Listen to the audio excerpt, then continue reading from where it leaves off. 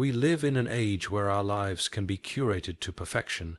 Smiling photos, impressive job titles, clean homes, and 1,000 likes on a post. Outwardly, it all seems well, yet deep within, many carry a silent ache, a hollowness they cannot explain. This emptiness is not an accident. It is not a flaw in your character. It is not because you are ungrateful. It is because you were never meant to be filled by the world's applause. A man can dine at the finest table and still starve in his soul. A woman can be adored by the world and still cry in the quiet of the night. Why? Because there is a hunger that comfort cannot satisfy, a thirst that success cannot quench. We chase beauty, wealth, love, knowledge, but each time we grasp what we thought we wanted, we find the joy too brief, the satisfaction too shallow. What if this emptiness is a signal, not a curse, not failure, but a whisper reminding us that we were made for something more? You see, if you feel unfulfilled despite all you've achieved, you're not broken. You're waking up. You're beginning to realize that external perfection is no substitute for internal peace. The world can admire your life while your soul quietly pleads, "Is this all there is?"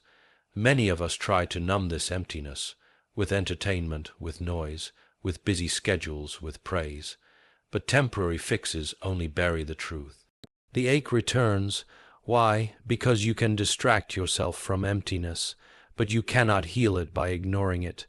True fulfillment begins not with addition, but with subtraction. Remove the masks. Strip away the illusions. Face the silence.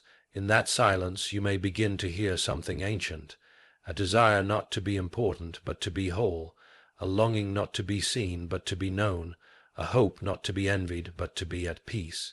The paradox is this: the more you chase what the world values, the more disconnected you become from what your soul needs. But when you turn inward, seek truth, serve others, and live in quiet integrity, you begin to heal. You are not here merely to exist, to impress, or to succeed. You are here to become, to grow in wisdom, in love, and in courage. That emptiness is not a void. It is a doorway. It invites you not to despair, but to search, earnestly, honestly, for what truly matters. And once you begin that search, not just for comfort, but for meaning, you may find that the emptiness you feared was actually your soul's greatest teacher. We often assume that once we reach a certain level of success, once life looks right on the outside, we'll finally feel whole inside. So we work hard, achieve goals, build reputations, and surround ourselves with signs of prosperity, career milestones, a comfortable home, social recognition. To the world, it seems we've figured life out. But behind the closed doors of even the most polished lives lies a truth many are afraid to admit. Perfection outside does not guarantee peace inside. It is possible to accomplish every goal on your checklist and still lie awake at night, wondering why you feel so empty. It is possible to be deeply admired by others and yet struggle to admire the person you've become. Because appearances by nature are surface level, they can mask, but they cannot mend. They can impress others, but they cannot satisfy you. And herein lies the quiet tragedy. People invest their entire lives building an image they can't emotionally inhabit. The world has conditioned us to chase visible success. We're told that if you look good, live well, and stay productive, fulfillment will follow. But reality paints a different picture. Celebrities, CEO, influencers, people who seemingly have it all often confess to deep emotional pain, anxiety, or even depression. Their lives, framed to perfection from the outside, are often inwardly fragmented. Why? Because the soul doesn't feed on admiration, and the heart doesn't grow on applause. What you show to the world has little to do with what you carry inside. Perfection has become a performance, and in trying to perfect our lives for others, we slowly disconnect from ourselves. You can build a house with perfect symmetry, decorate it with taste, and fill it with light, but if the foundation is cracked, the structure won't hold. It's the same with our emotional lives. We polish the surface, smile when expected, and share only the highlights. Meanwhile, questions, doubts, wounds, and unmet needs simmer beneath the surface, unseen and unspoken, and this gap, the gap between how life looks and how life feels, becomes the breeding ground of internal conflict. We start to believe there's something wrong with us. Why am I not happy? I've got everything I thought I wanted. We assume the emptiness means we're broken, but in truth, the emptiness is not a defect. It's a signal, a message, a sacred reminder that outer perfection is not the destination. It was never meant to be.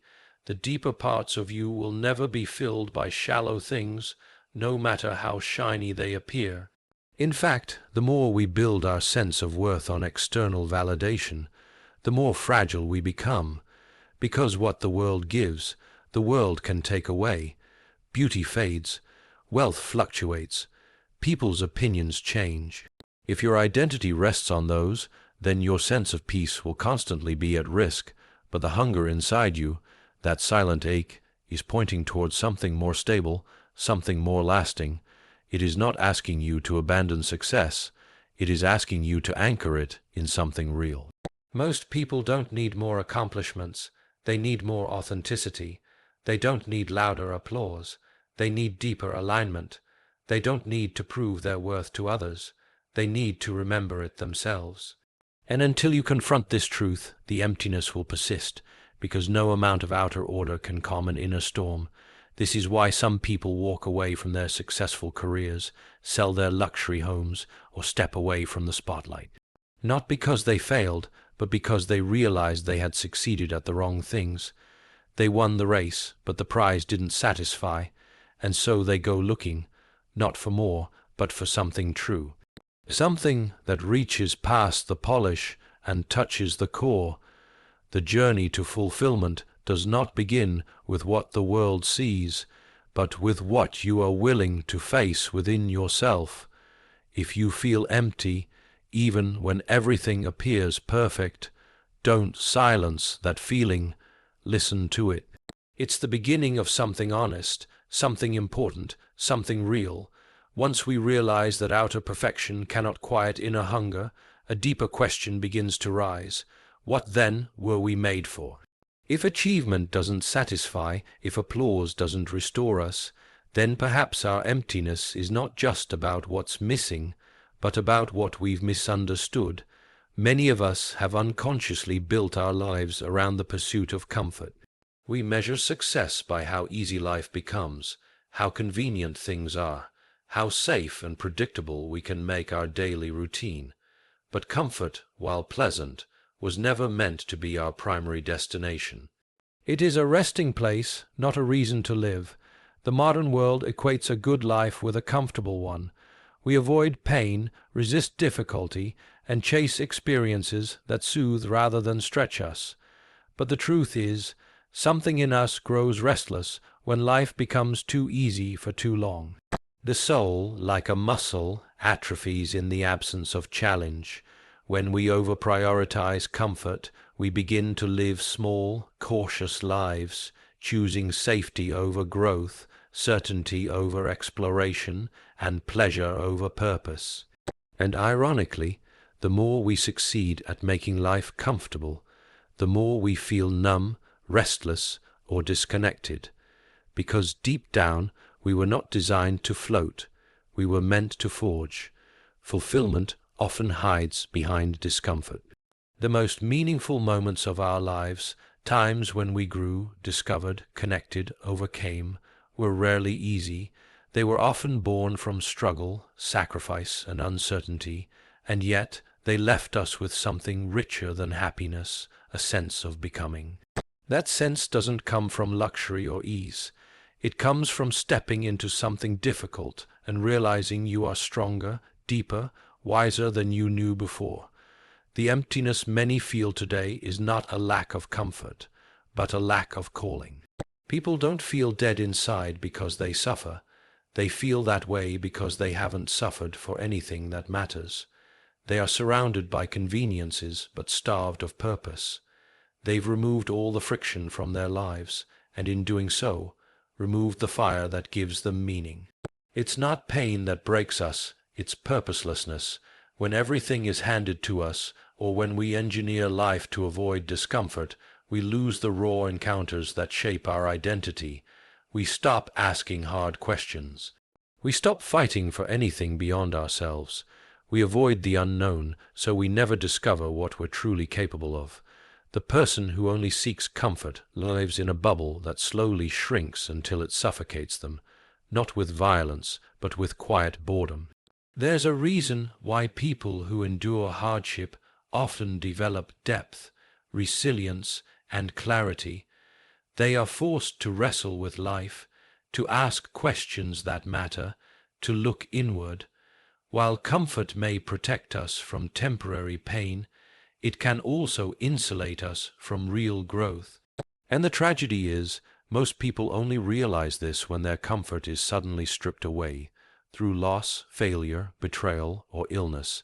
It is then that they finally confront themselves. It is then that they see how fragile their peace was, how shallow their foundation had become. And it is then that many begin, finally, to rebuild something real. This doesn't mean we must go looking for pain, or reject the joys of a good life, but it does mean we must stop worshipping comfort as the ultimate goal. A meaningful life invites us to participate, to struggle, to create, to serve, to wrestle with questions that don't always have answers. The emptiness you feel, even in your most comfortable moments, might be life's way of asking, are you growing? Are you stretching towards something bigger than yourself? Ease is not the same as peace. Convenience is not the same as contentment. A comfortable life can still be a hollow one if it is not anchored in something deeper. And that deeper thing, the thing that satisfies, that fills, that ignites us, is often found on the other side of challenge. We weren't made to avoid the fire. We were made to pass through it and come out refined. Comfort is a beautiful place to visit, but a terrible place to build your home. You were made for more than escape. You were made to build, to seek, to become.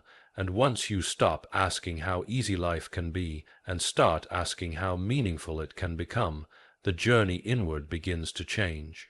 The hunger starts to guide you, not haunt you. Once we begin to understand that we weren't made for comfort alone, a strange longing starts to surface, one that is harder to explain, yet impossible to ignore. It's not just a desire to grow, or to overcome challenges, or to contribute to something bigger. It's deeper than that. It feels almost ancient, like a whisper that's been with us all along, a quiet pull towards something beyond this world, a craving not just for meaning, but for something eternal. And this is where many begin to feel a tension they cannot quite name. The life they are building feels too small for the size of their soul. You can have purpose, you can stretch, you can rise above comfort, but even then, there comes a point when your soul begins asking questions that success, growth, and service still cannot answer. Questions like, why do I still feel like something is missing? Why does joy fade so quickly? Why do the most beautiful moments carry a sense of sadness with them, as though they can't last? These questions don't come from weakness. They come from awareness, from a growing realization that every beautiful thing in this life points to something beyond itself. We live our lives in temporary rhythms, temporary homes, temporary pleasures, temporary victories, and even the best moments are laced with impermanence. The laughter fades, the applause dies down, the warm moments pass, and we find ourselves asking why even the good in life doesn't last. This is not an emotional defect. It is a spiritual signal. The soul was not made to be fully satisfied in temporary things, and so even the best they offer leaves us reaching for more. That more is the echo of eternity. This longing shows itself in subtle ways. It's in the way we stand before beauty and feel wonder and sadness at the same time. It's in the way we love people deeply, yet grieve that we cannot hold them forever. It's in the way time moves too quickly when we are truly alive, reminding us that every perfect moment is already slipping through our fingers. All of this points to the same truth. Our hearts are tuned to something infinite, and they cannot settle for less. And yet, most people try to bury this longing. They fill their schedules, seek distractions, accumulate more, dive into ambition, but nothing ever quiets the ache, because the ache is not for more things, but for something true, for something beyond the surface, for something permanent in a world that is constantly changing. And the more we ignore it, the more restless we become, until we mistake our spiritual thirst for emotional instability. The danger in suppressing this deeper hunger is that we begin to make idols out of temporary things. We expect a relationship to complete us, a career to define us, a dream to finally satisfy us, and when they don't, we feel betrayed, when in fact they were never meant to carry that weight. They are signs, not destinations, gifts, not gods. The people, pleasures, and purposes in our lives are reflections. They are not the source, and yet this world tries to convince us otherwise. It promises that if we just try harder, look better, buy more, or stay busy, we'll finally feel full. But it's a lie dressed in beauty, because the more we chase fulfillment in what is passing, the more we feel like strangers in our own lives. The hunger doesn't go away, it deepens, not to punish us, but to awaken us, to draw us towards something real. Some people call this the ache for transcendence, others call it spiritual thirst, but whatever name we give it, the experience is universal. We were built with the capacity to wonder, to yearn, to imagine something higher, deeper, eternal. And when we ignore that part of ourselves, we don't just become less spiritual, we become less human. We become mechanical, going through motions, doing all the right things, but feeling empty while doing them.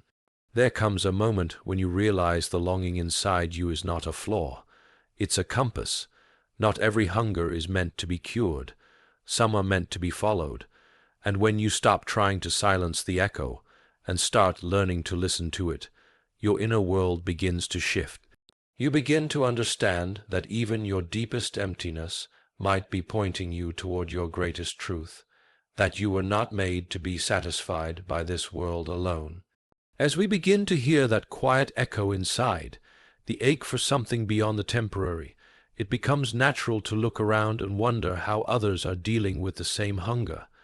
But instead of drawing us together, what often happens is far more isolating. We compare. We measure our inner emptiness against other people's outer appearance. We look at the polished lives others display and assume we are the only ones still searching, still struggling, still feeling unsatisfied. And the moment we step into comparison, we step into isolation. It's strange how connection, what we crave most, can be so easily blocked by our need to measure up. We scroll through filtered images, hear curated stories of success, and see people who seem to be thriving, while we feel like we're barely holding things together. It convinces us that everyone else has found what we're still missing. And instead of reaching out, we shrink back, we keep quiet, we pretend, because nothing feels more vulnerable than being empty in a world that looks full. The problem isn't that people are doing well. The problem is that we assume their visible lives reflect invisible truth, but people rarely show their cracks. They present the best moments, the clean parts, the victories, and we end up comparing our behind the scenes with their highlight reel.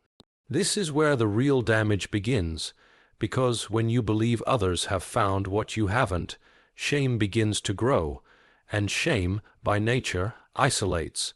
Comparison convinces you that your hunger is abnormal, that your longing is a sign of failure, that if you were doing things right, you wouldn't feel this way, and so you silence it. You force a smile. You post your own carefully crafted moments.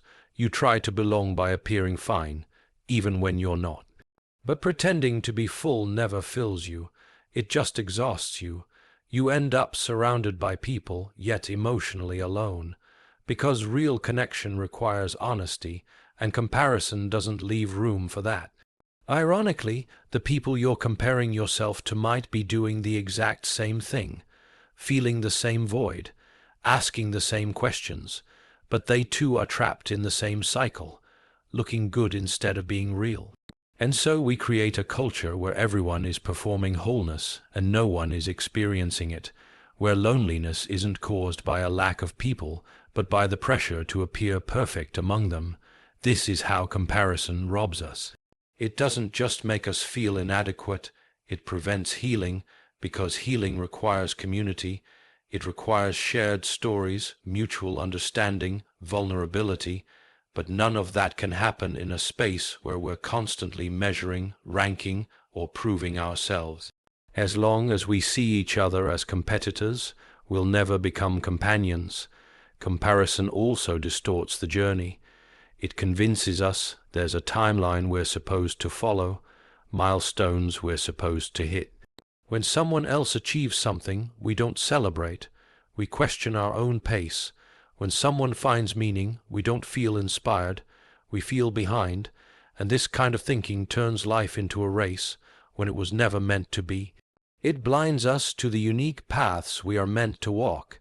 It makes us forget that fulfillment isn't found at the same place or same time for everyone. The emptiness we feel deepens when we believe it's proof we're falling short. But what if it's not? What if that emptiness is the very thing that makes you human? What if it's the one thing that could unite us? If we were brave enough to admit it, the truth is, people aren't as whole as they appear. They're carrying questions, wounds, longings, just like you. And when we stop comparing and start confessing, connection begins. You weren't made to impress others. You were made to know and be known. And that requires dropping the illusion, letting go of the race, and realizing that your journey is not meant to look like anyone else's. The moment you stop comparing is the moment you can start healing. Because you can't be connected and competitive at the same time, not on a soul level. One demands image, the other requires truth. The echo inside you is not asking for performance, it's asking for presence. It's not calling you to be better than others, it's calling you to be with others, honestly and fully. And only when we stop hiding behind perfection can we begin to feel seen in our imperfection. That's where the isolation breaks. That's where we begin to come home. Once we begin to release ourselves from the trap of comparison and isolation, we're left with something far more honest, our true condition. The emptiness that comparison masked now stands in the open, not as something shameful, but as something real.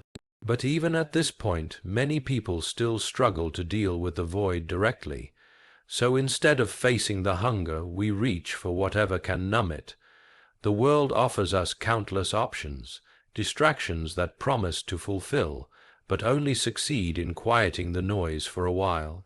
These are not always bad things.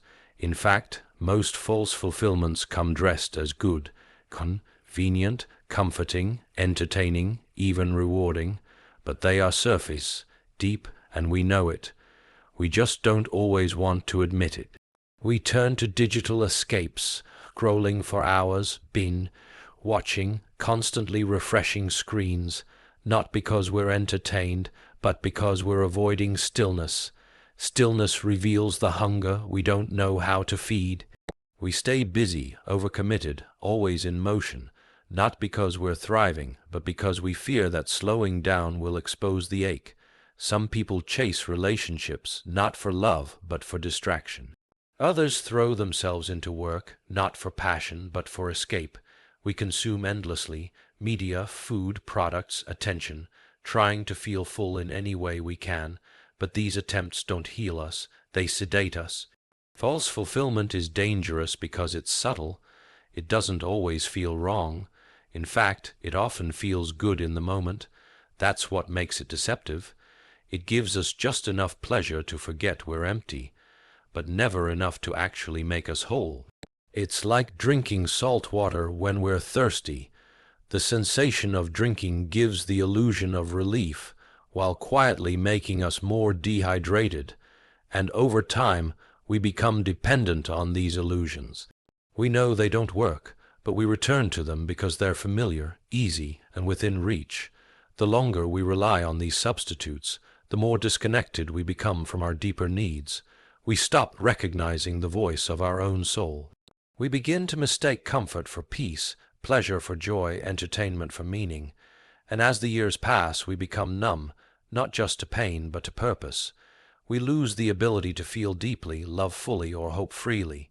Numbness becomes the new normal, and we wonder why we feel so distant from life itself. What makes this cycle even harder to break is that the world often rewards it. Our culture applauds the appearance of success, regardless of the cost to the inner life. If you stay productive, seem positive, and don't ask too many hard questions, you're seen as having it all together. But looking healthy is not the same as being healed. Appearing fine is not the same as being whole. And chasing approval is not the same as finding peace. There comes a point when we must ask ourselves, is this actually fulfilling me, or just distracting me? Is this meeting a real need, or numbing a deeper one? These are not easy questions because they require honesty.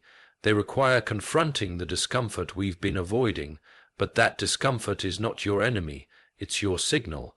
It's the sign that your soul is trying to speak. And if you listen carefully, it will tell you that false fulfillment is never about satisfaction. It's about survival. It's about keeping ourselves just busy enough, just distracted enough, just entertained enough not to feel the full weight of what's missing. But there's a cost to surviving this way.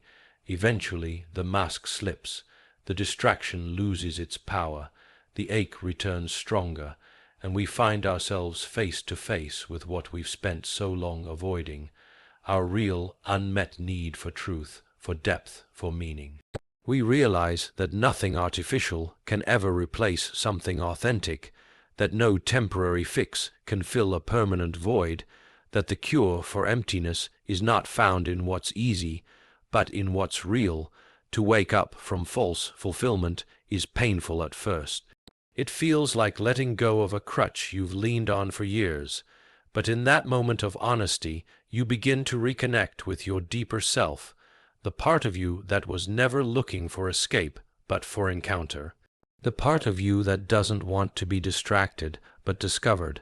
And once you stop numbing, you can begin healing, because the only way to truly fill the soul is to face what it's hungry for. After we peel away the layers of false fulfillment, after the noise settles and the distractions fade, we're left with something that's both frightening and freeing, ourselves.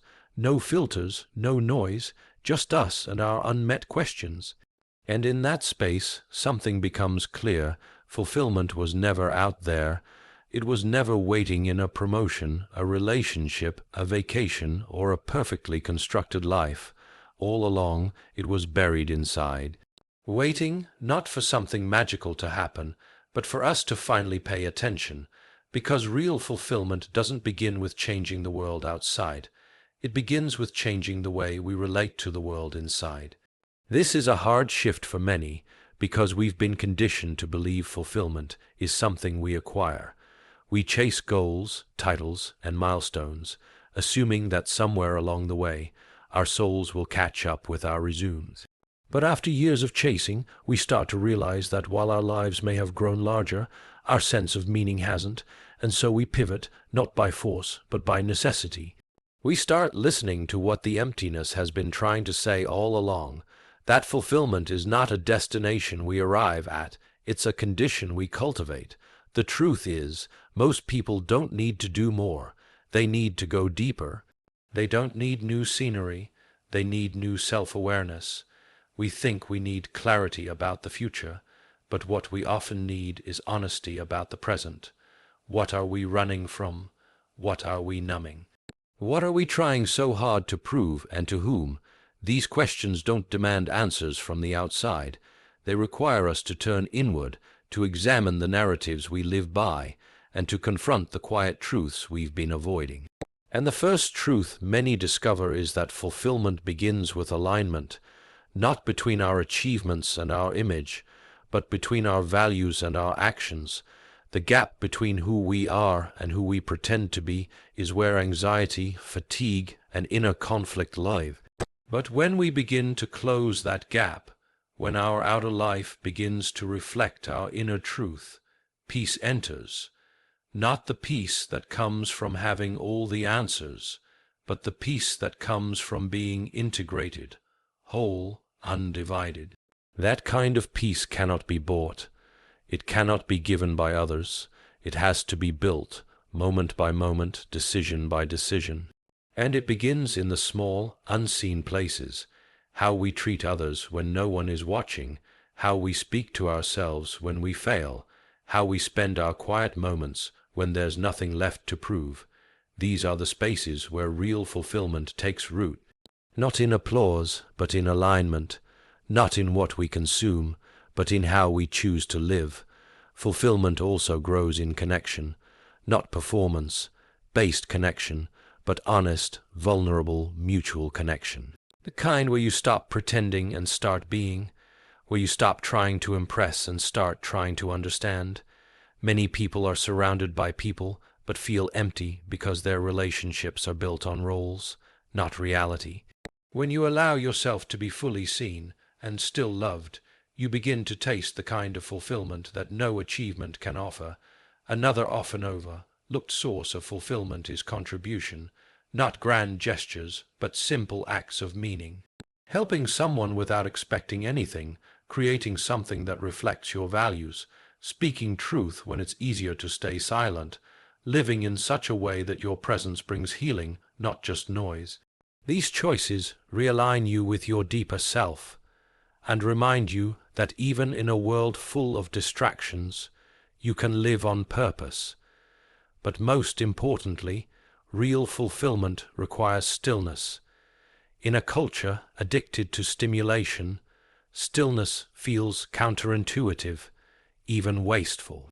But it is in stillness that we return to ourselves, that we remember what matters, that we make space for clarity to rise and illusions to fall away. Fulfillment does not scream at whispers, and if your life is too loud, you may never hear it. None of this happens overnight. It's not a formula, it's a practice, a way of living where you choose depth over distraction, presence over performance, honesty over image. Fulfillment doesn't begin when life becomes perfect. It begins when you stop chasing and start becoming, when you stop trying to fill the void from the outside and begin nurturing the truth that has always lived inside of you. That's where the real journey starts, not in the world's approval, but in your quiet return to yourself.